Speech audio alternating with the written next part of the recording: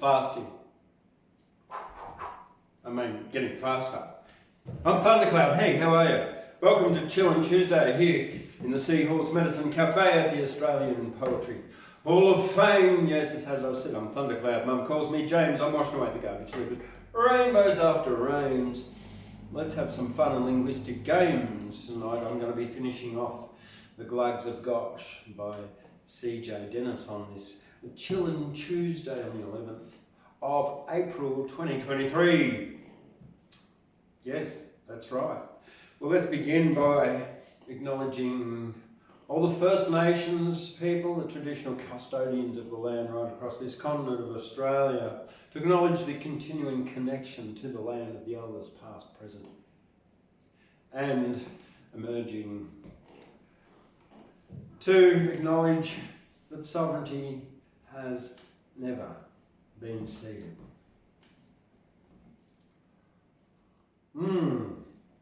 What have I got tonight? Well, here I am in the Seahorse Medicine Cafe under the sea. But there's no sky under the sea. There's no sky. Yes, I'm missing sky, and you're probably going to be missing sky too. However, I went outside this morning, and the sky was beautiful blue. What could I do but write poetry too? So I did. But anyway, you're not going to hear that.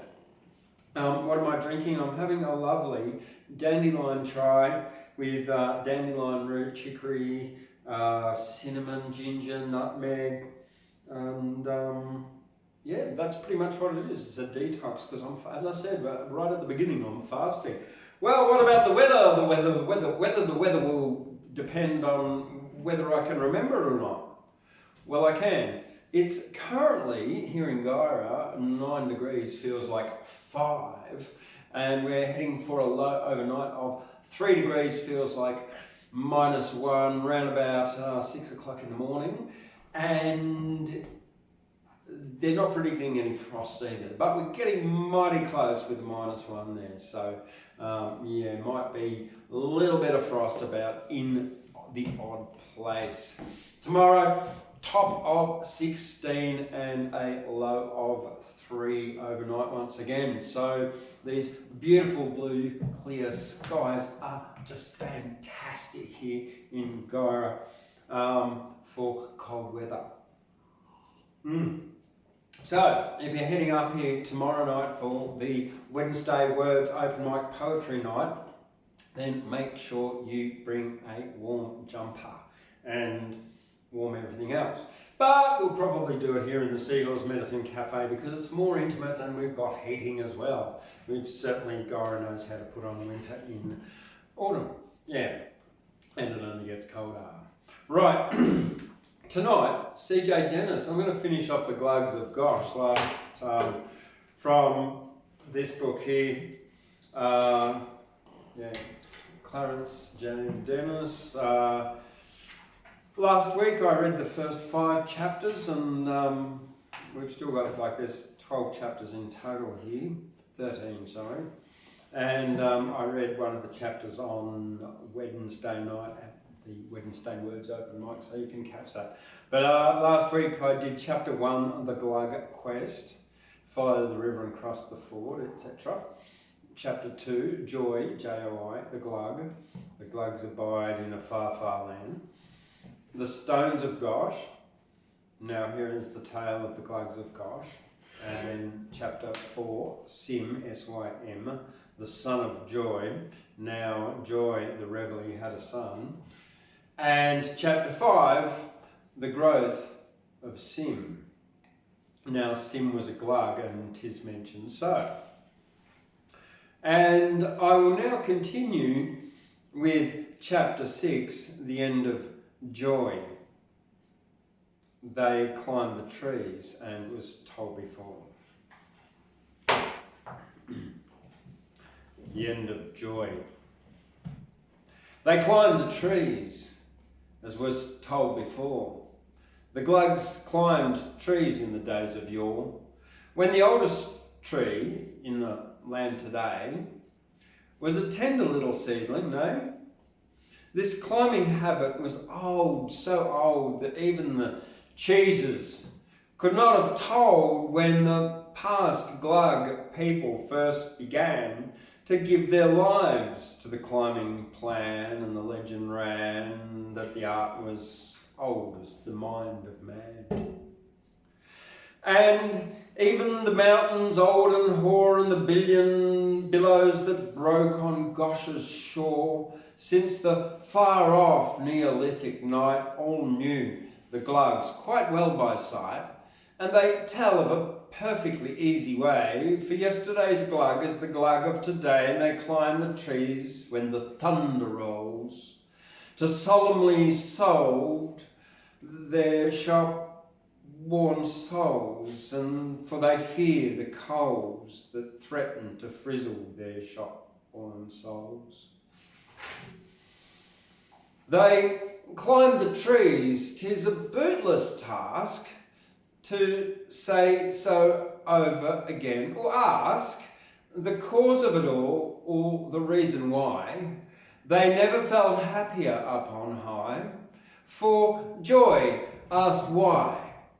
And Joy was a fool, and never a Glug of the fine old school, with fixed opinions and Sunday clothes, and the habit of looking beyond its nose and treating foes with the calm contempt of one who knows. And every spider who heaves a line and trusts his luck when the day is fine, or reckless swings from an awful height, he knows the Glugs quite well by sight. You can never mistake 'em, he will say, for they always act in a glug way, and they climb the trees when the glass points fair, with circumspection and proper care, for they fear to tear the very expensive clothes they wear. But Joy was a Glug with a twisted mind of the nasty, meditative kind. He'd meditate on the nodes of Gosh and dared to muse on the acts of Splosh. He dared to speak, and worse than that, he spoke out loud and he said it flat. Why climb, he said, when you reach the top, there's nowhere to go, and you have to stop, unless you drop. And the higher you are, the worse you flop. And every cricket that chirps at eve and scoffs at the folly of fools who grieve, and the furtive mice who reveal at night, all know the Glugs quite well by sight. For why, they say, in the land of Gosh, there is no one else who will bow to Splosh. And they climb the trees when the rain pelts down and feeds the gutters that thread the town, for they fear to drown when the floods are frothy and the water's brown. Said the Glug called Joy, this climbing trees is a foolish art, and things like these cause much distress in the land of Gosh. Let's stay on the ground and kill King Splosh. But Splosh, the king, he smiled a smile and beckoned once his hangman Guile, who climbed a tree when the weather was calm, and they hanged poor Joy on a snuffle-buffed palm. Then they sang a psalm, did those pious Glugs neath the snuffle-bust palm.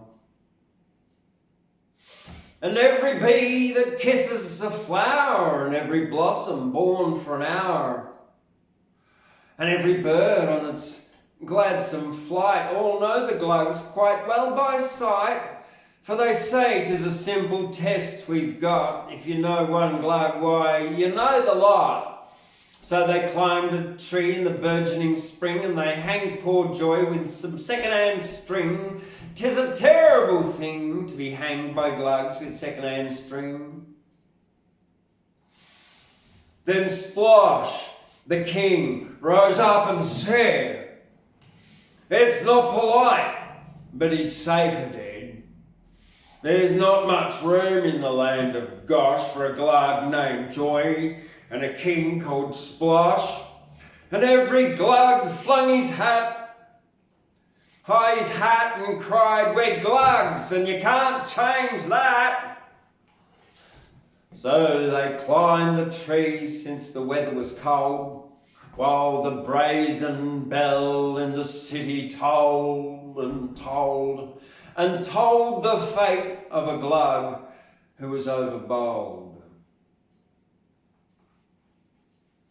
And every cloud that sails the blue, and every dancing sunbeam too, and every sparkling dewdrop bright, all know the Glugs quite well by sight.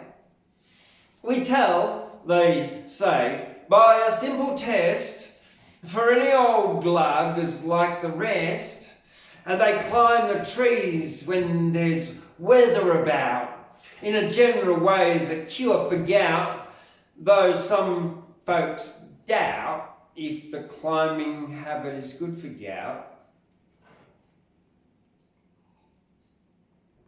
So, Joy was hanged, and his race was run, and the Glugs were tickled with what they'd done, and after that, if a day should come when a glug felt extra specially glum, he'd call his children around his knee and tell the tale with a chuckle of glee. And should a little glug girl or boy see naught of a joke in the fate of Joy, then he'd employ stern measures with such little girl or boy. But every dawn that paints the sky and every splendid moontide high, all know the Glugs so well, 'tis an easy matter and plain to tell. For lacking wit, with a Candace smug, a glug will boast that he's a glug, and they climb trees if it shines or rains to settle the squirming in their brains and the darting pains that are caused by rushing and catching trains. Chapter 6. The Swanks of Gosh.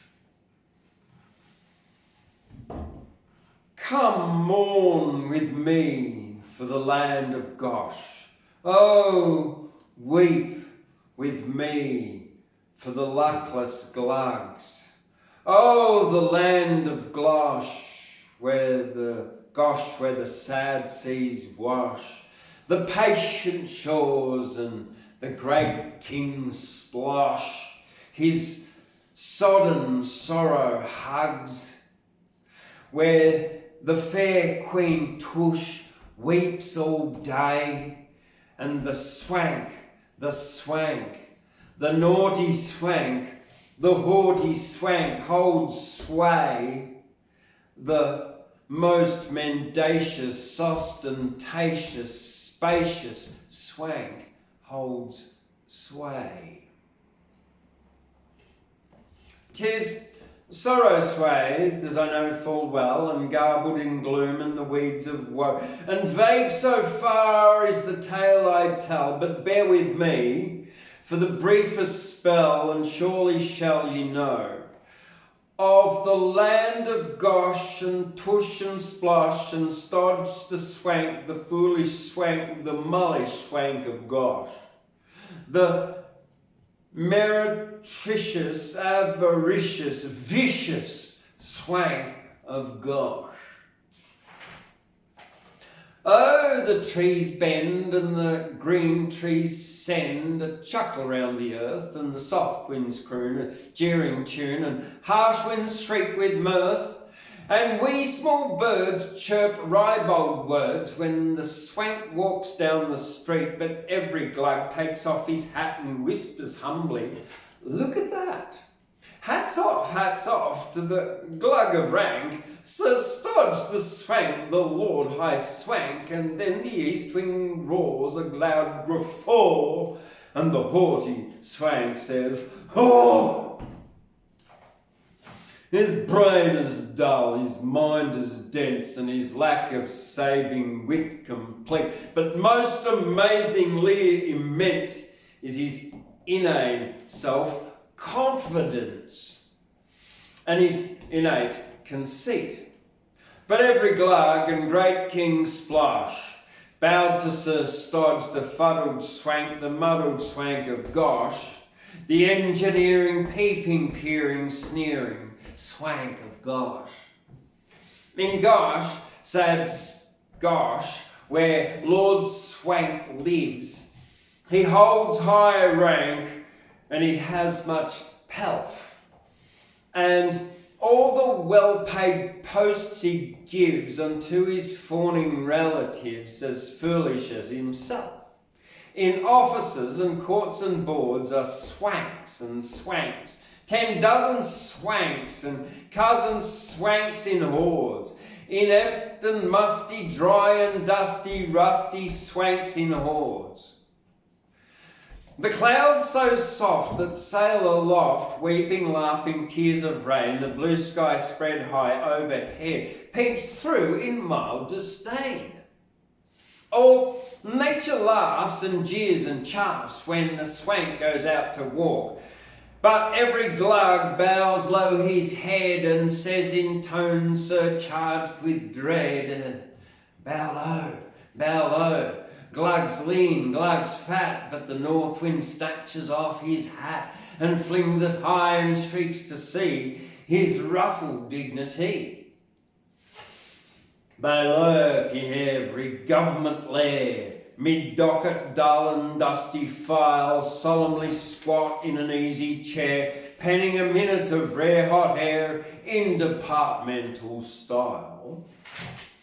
In every office, on every floor, are swanks and swanks, distracting swanks and acting swanks a score, and coldly distant sub-assistant under swanks galore. In peaceful days when the countryside poured wealth to Gosh and the skies were blue, the great King Splosh no fault espied and seeming entirely satisfied with swanks who muddled through. But when they fell on seasons bad, then the swanks, the bustled swanks, the hustled swanks went mad. The minute writing, nation blighting, skitting swanks went mad. The tall trees sway like boys at play and mock him when he grieves, as one by one in laughing fun they pelt him with their leaves. As the gay green trees joke to the breeze, as the swank struts proudly by, but every glug with reverence pays homage to his pride immense, a homage deep to the lofty rank. The swank, the pompous swank, the wind-born leaves await their chance, and round him gaily dance.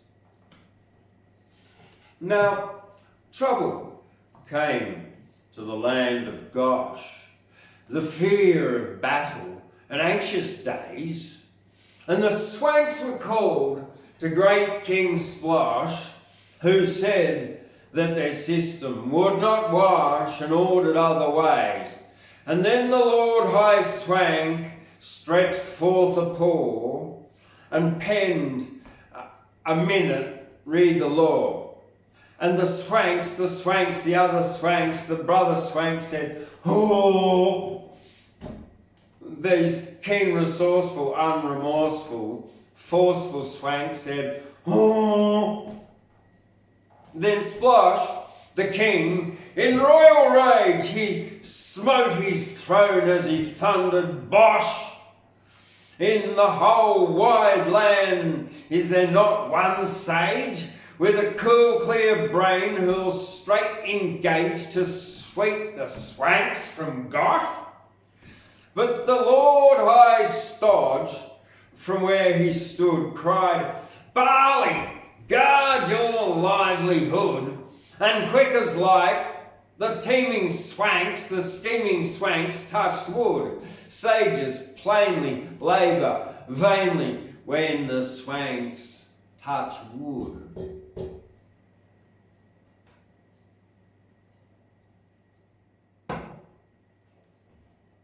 The stealthy cats that grace the mats before the doors of Gosh smile wide with scorn each sunny morn, and as they take their wash, a sly grimace o'erspreads each face, and the swank struts forth the court.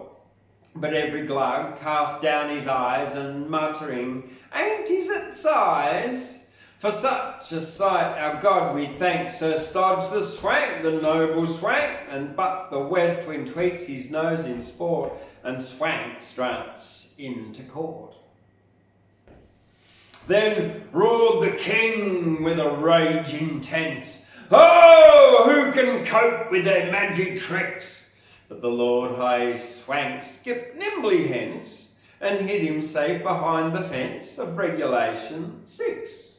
And under section 480, the swanks, the dim forms of swanks, the swarms of swanks lay low. The most tenacious, perspicacious, spacious swanks lay low.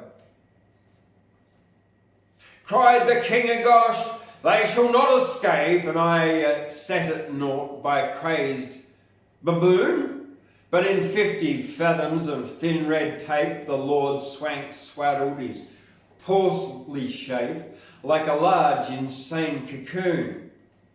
Then round and round and round and round the swanks, the whirling swanks, the twirling swanks they wound. The swathed and swaddled, mostly coddled swanks inanely round. To each thing that comes in spring to gladden this sad earth, it flits and whirls and pipes and skirls, it chirps in mocking mirth. A merry song the whole day long to see the swank abroad, but every glug, whoe'er he be, salutes with grave humility and deference to noble rank, the swollen swank, but the south wind blows his clothes awry and flings dust in his eye. So trouble stayed in the land of Gosh, and the futile glugs could only gape, while the Lord High Swank still ruled King Splosh with laws of blither and rules of bosh from out his lair of tape. And in cocoons that mock the glug, the swanks, the under swanks, the dunder swanks lay snug. The most politic, parasitic, critic swanks lay snug. Then mourn with me for a luckless land, oh weep with me for the slaves of tape, where the Lord High Swank still held command and wrote new rules in a fair round hand, and the glugs saw no escape. Where tape entwined all gluggish things, and the swank, the grievous swank, the devious swank pulled strings, the perspicacious, contumacious swank held all the strings. The blooms that grow and in a row peep o'er each garden fence, they nod and smile to note his style of ponderous pretense. Each roving bee has fits of glee when the swank goes by that way, but every glug he makes his bow and says, "Just watch him now, he must have thousands in the bank, the swank, the holy swank." But the wild winds snatch his kerchief out and buffet him about.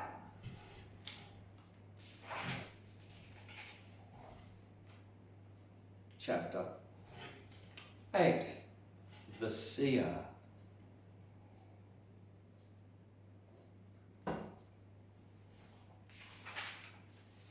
The Seer. somewhere or other, 'tis doubtful where, in the archives of Gosh, is a volume rare, a precious old classic that nobody reads, and nobody asks for, and nobody heeds, which makes it a classic and famed through the land, as well-informed persons will quite understand.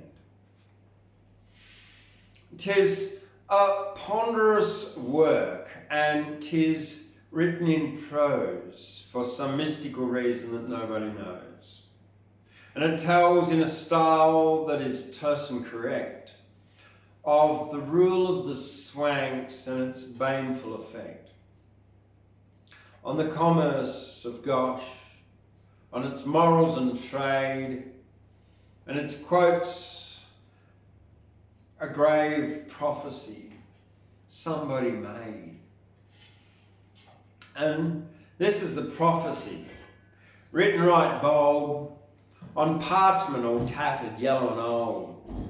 So old and so tattered that nobody knows how far into foretime its origin goes. But this is the writing that sets Glugs agog, when 'twas called to their minds by the mayor of Quog. When Gosh groaneth buthly through greed and besplains, ye rima shall mendi, ye who mends goats and puns. Now, the mayor of Quog, a small suburb of Gosh, was intensely annoyed at the act of King Splosh in asking the mayor of Piffle to tea with himself and the Queen on Thursday at 3. When the king must have known that the sorriest dog, if a native of Piffle, was hated in Quog, an act without precedent, Quog was ignored. The mayor and council and charity board, they met and considered this insult to Quog, and they said, "'Tis the work of the treacherous Og. 'Tis plain the Og influence threatens the throne, and the Swanks are all crazed with this trading in stone." Said the mayor of Quog, "This has long been foretold in a prophecy penned by the seer of old.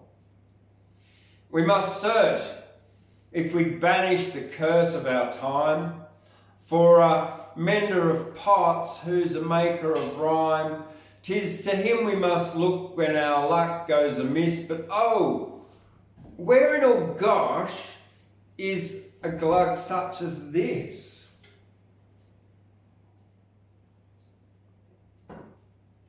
Then the mayor and council and charity board, the archival prophecy, zealously poured, with a pursing of lips and a shaking of heads, with a searching and prying for possible threads that would lead to discover this versatile glug who modelled a rhyme while he mended a mug. With a pursing of lips and a shaking of heads, they gave up the task and went home to their beds, where each lay awake while he tortured his brain for a key to the riddle, but ever in vain. Then Io, at the mayor's front door in the morn, a tinker called out, and a movement was born. Kettles and pans, Oh, the stars are the gods, but the earth it is man's. But a fool it is the man who has wants without end. For the tinker's content with a kettle to mend. For a tinker owns naught but the earth which is man's. Then bring out your kettle, oh, kettles and pans. From the merrill bed with unmerrill cries, the magistrate sprang ere he'd opened his eyes. Hold him, he yelled, as he bounced on the floor. Oh, who is this tinker that rhymes at my door? Or go get the name and title of him. They answered, Become, sir, 'tis no one but Sim. 'Tis Sim, the mad tinker, the son of old Joy, who ran from his home when a bit of a boy. He went for a tramp, though 'tis common belief, when folk were not looking he went for a thief. Then went for tinker, and rhymes as he goes. Some say he's crazy, but nobody knows. 'Twas thus it began the exalting of Sim, and the mad, gluggish struggle that raged around him.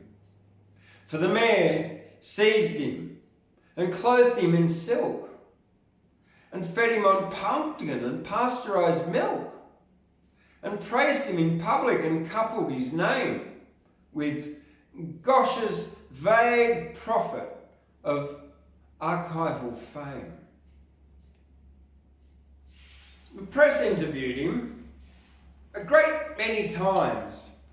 They printed his portrait and published his rhymes till the king and Sir Stodge and the Swanks grew afraid of his fame amid the Glugs and the trouble it made. For wherever Sim went in the city of Gosh, there were cheers for the tinker and hoots for the king's splosh. His goings and comings were watched, for he cheered, and a crowd quickly gathered whene'er he appeared. All the folk flocked around him and shouted his praise, for the Glugs followed fashion, and Sim was a craze. They sued him for words which they greeted with cheers, for the way with a Glug is to tickle his ears. Oh, speak to us, tinker, your wisdom we crave, they'd cry when they saw him. Then Sim would look grave and remark with an air, "'Tis a very fine day. Now, ain't he a marvel?" they'd shout. "Here be parade. To live," would Sim answer, "to live is to feel." "And ain't he a poet?" a fat Glug would squeal. Sim had a quaint fancy in phrase and in text. When he'd feed them with one, they would howl for the next. Thus he'd cry a lover's love, and the welkin they'd lift with their shouts of surprise as his wonderful gift. He would say, after life, then a Glug must meet death, and they'd clamour for more, ere he took the next breath. But then Sim grew wary of this sort of praise, and he longed to be back with his out-of-door days, with his feet on the grass and his back to a tree, rhyming and tinkering, fameless and free. He said so one day to the Mayor of Quogue, and declared he'd as lief live the life of a dog. But the Mayor was vexed, for the movement had grown, and his dreams had of late soared as high as the throne. "Have care, what is written, he said, and the dullest Glug knows what is written must be. 'Tis the prophet of Gosh who has prophesied it, and thus 'tis that 'tis written by him whoso writ. Lo, the tinker of Gosh, he shall make him 3 rhymes, one on the errors and aims of his times, one on the symptoms of sin as he sees, and the 3rd on the last of whatever he please. And when the Glugs hear them, and mark what they mean. The land shall be purged and the nation made clean. So, Sim made a promise to write them and there, 3 rhymes to be read in the great market square. To all Glugs assembled on Saturday week, and then said the mayor, if still you must seek to return to your tramping, well, just have your fling. But I'll make you a marquis, or any old thing, said Sim. I shall tinker and still be a king. End of chapter 8. Right. Moving on to chapter 9. The rhymes of Sim.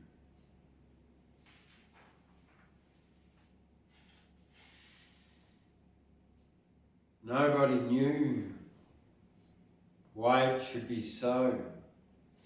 Nobody knew or wanted to know.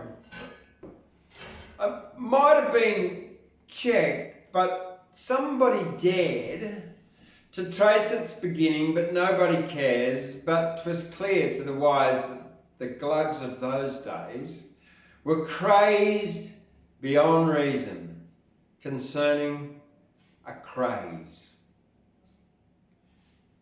They would pass a thing by for a week or a year with an air apathetic or maybe a sneer.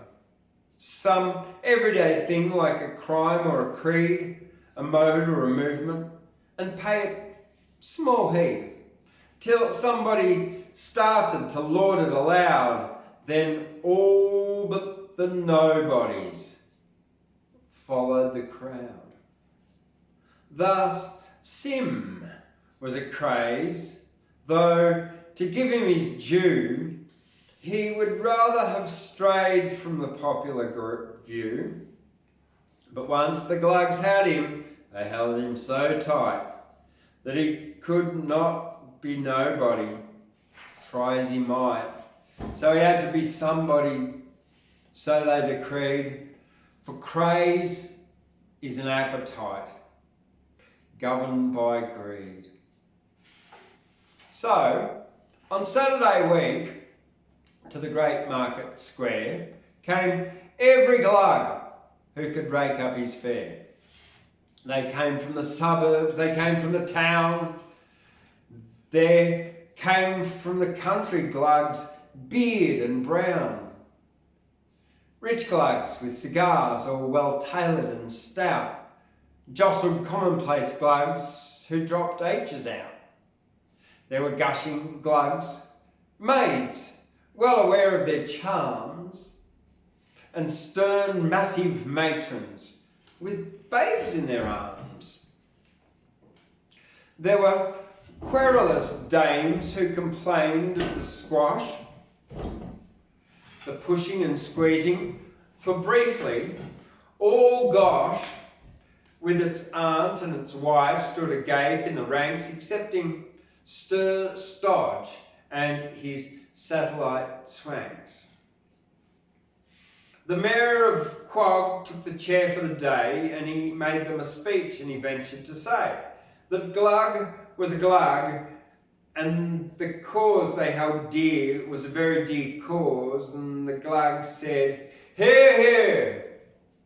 Then from Sim took the stage to a round of applause from thousands who'd suddenly found they the cause. The first rhyme of Sim. We strive together in life's crowded mud, keen-eyed with clutching hands to overreach. We scheme, we live, we play the selfish part, masking our lust for gain with gentle speech, and masking too, oh pity ignorance, our very selves beyond a careless glance. Ah, foolish brothers, seeking air in vain, the one dear gift that lies so near at hand, hoping to barter gold we meanly gain, for that the poorest beggar in the land holds for his own to hoard while yet he spends, seeking fresh treasure in the hearts of friends. We preach, yet do we deem it in a worldly wise to count unbounded brother love a shame, to so ban the brother look from out our eyes, lest sparks of sympathy be fanned to flame. We smile and yet withhold in secret fear, the world so hard to speak, so sweet to hear. The open sesame, the meanest hearts, the magic word to which stern eyes grow soft, and crafty faces that the cruel marts have seared and scored, turn gentle off, nay, how oft, and trembles on the lip to die unspoke, and dawning love is stifled with a joke.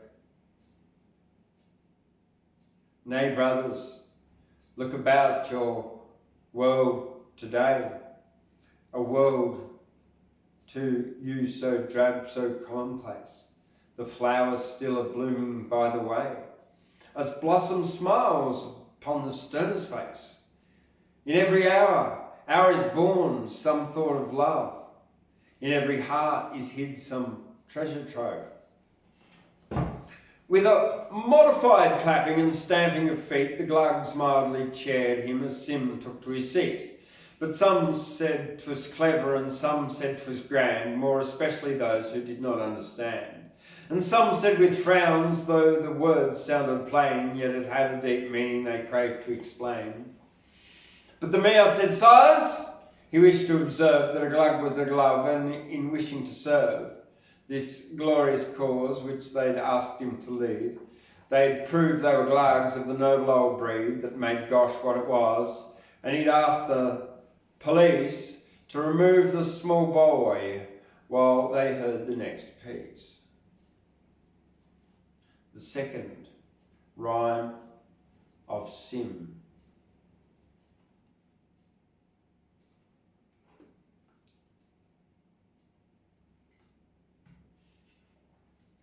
Now, come, said the devil, he said to me with his smart face all a grin. This day, ere the clock strikes 3, shall your sin, your darling sin, for I've wagered a crown with Beelzebub down there at Gentleman's Brimstone Club. I shall tempt you once, I shall tempt you twice, yet thrice shall you fall ere I tempt you thrice. Begone, base devil, I made reply, begone with your fiendish grin. How hope you to profit by such as I? For I have no darling sins, but many be there, I know them well, all foul with sinning and ripe for hell, and want no name, and I name no names, but the whole world knows that I am never of such as those. How now, said the devil, I'll spread my net, and I'll vow I'll gather you in. By this and by that I shall win my bet, and you shall sin the sin. Come, fill up a bumper of good red wine, your heart shall ring, and your eye shall shine. You shall know such joy as you never have known, for the salving of man was the good wine grown. Begone, red devil, I made reply, part shall these lips of mine, and my tongue shall shrink and my throat go dry, but ere I taste your wine. But greet you shall, as I know full well, a tipsy score of my friends in hell, and I name no names, but the whole world wots most of my fellows are drunken sots. Aha, said the devil, you scorn the wine. Thrice shall you sin, I say, to win me a crown from a friend of mine, but ere 3 o'clock this day. Are you calling to mind some lady fair? Is she the wife or a maiden rare? 'Twere folly to shackle young love, hot youth and stolen kisses are sweet, forsooth. Begone, foul devil, I made reply, for never in all my life have I looked on a woman with lustful eye, but be she maid or widow or wife. But my brothers, alas, I'm scandalized by their evil passions so ill disguised. And I name no names, but my thanks I give, that I loathe the lives my fellow man lives. Oh, pardon me. Ho ho, roared the devil, in fiendish glee. 'Tis a silver crown I win. Thrice have you fallen, O Pharisee, you have sinned your darling sin. But nay, said I, and I scorn your lure, I have sinned no sin, and my heart is pure. Come, show me a sign of the sin you see. But the devil was gone, and the clock struck 3. With an increase of cheering and waving of hats, while the little boys squealed and made noises like cats. The Glugs gave approval of Sim's second rhyme, and some said 'twas thoughtful, and some said 'twas prime. And some said 'twas witty and had a fine end, more especially those who did not comprehend. And some said with leers and with nudges and shrugs that they mentioned no names, but it hit certain Glugs.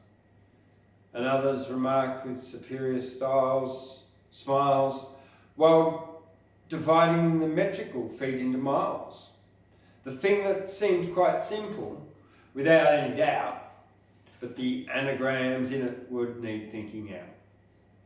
But the mayor said, hush, and he wished to explain that in leading his movement he'd nothing to gain. He was ready to lead, since they'd trusted him so, and wherever he led, he was sure Glugs would go. And he thanked them again and craved peace for a time, while this gifted young man read his third and last rhyme. The last rhyme of Sim. To sing you a song, and a sensible song, is a worthy and excellent thing, but how could I sing you a song, that sort of a song, if there's never a song to sing? At 10 to the tick by the kitchen clock, I marked him blundering by, with his eyes astare and his unruffled hair and his hat crooked over his eye. Blind in his pride, to his shoes untied, he went with a swift jig-jog, off on the quest with a strange unrest, hunting the feasible dog. And this is the song as he danced along, that he sang with a swaggering swing. Now how I had heard him singing a song if I hadn't a song to sing. I've found the authentic, identical beast, a feasible dog, the terror of Gosh. I know by the prowl of him, hark to the growl of Sim, heralding death to the subjects of Splosh. Oh, look at him glaring and staring by thunder, now each for himself and the weakest goes under. Before this injurious, furious brute, he's ready to rend you with tooth and with claw.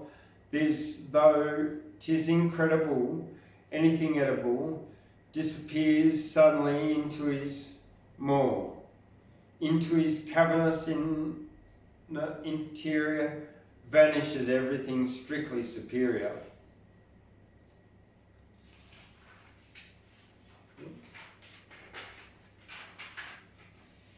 He calls it woman, he calls it wine, he calls it devils and dice, he calls it surfing and Sunday golf and names that are not so nice. But whatever he calls it, morals or mirth, he is on with the hunt right quick.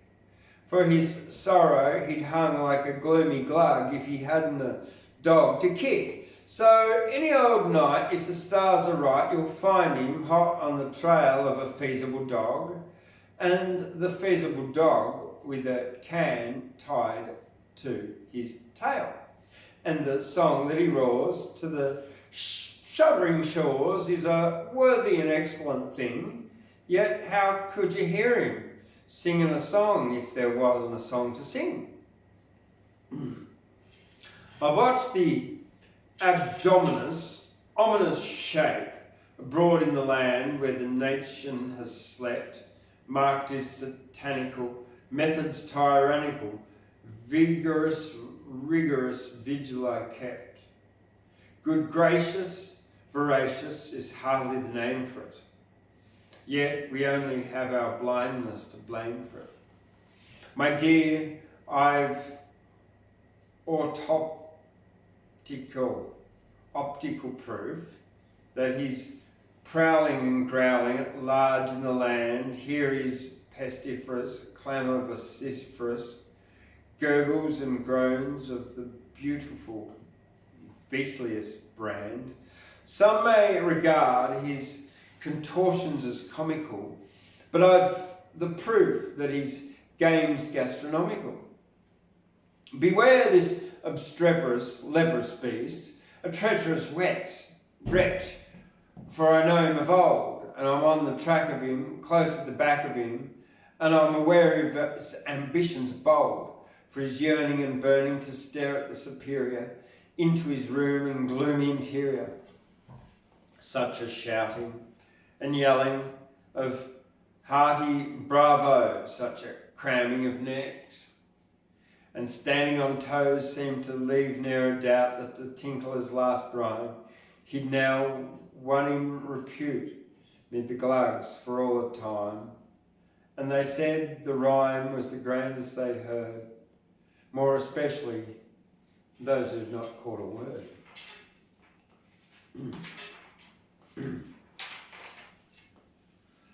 But the mayor said peace, and he stood without fear as the leader to all whom justice was dear, for the tinker had rhymed as the prophet foretold, and a light was let out on the errors of old.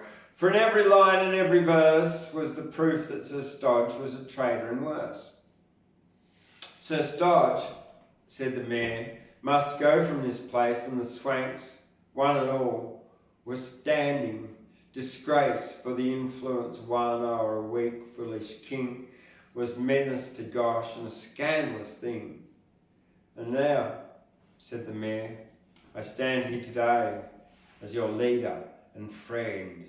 And the Glugs said, hooray! They went home to their homes in the suburbs and towns. To their farms went the Glugs, who were bearded and brown. Portly Glugs with cigars to dine at their clubs, while illiterate Glugs had one more at the pubs. And each household in Glugs sat and talked half the night of the wonderful day and the imminent fight. Forgetting the rhymes, they talked of Sir Stodge and his numerous crimes. There was hardly a Glug in the whole land of Gosh who'd lenient word to put in for King Splosh. One and all, to the mangiest, surliest dog, were quite eager to bark for his worship of Quog. Forgotten, unnoticed, Sim wended his way to his lodging in Gosh at the close of the day, and there to his friend and companion of years, to his little red dog with the funny prick ears, that he poured out his woe, seeking nothing to hide. And the little dog listened, his head on one side. Oh, you little dog, you are wary as I. It is days, it is months since we saw the blue sky, and it seems where he is since we sniffled at the breeze, as it hums through the hedges and sings in the trees. These we know and we love, but this city holds fears. Oh, my friend of the road with the funny prick ears. And for what may we hope from his worship of Quog? Oh, a bone and a kick. said the little red dog. There you go. That's the end there of chapter 9. And that's part 2 of the Glugs of Gosh. So you'll need to stay tuned next week on Tuesday for chapter 10 through to chapter 14 of the Glugs of Gosh by C.J. Dennis.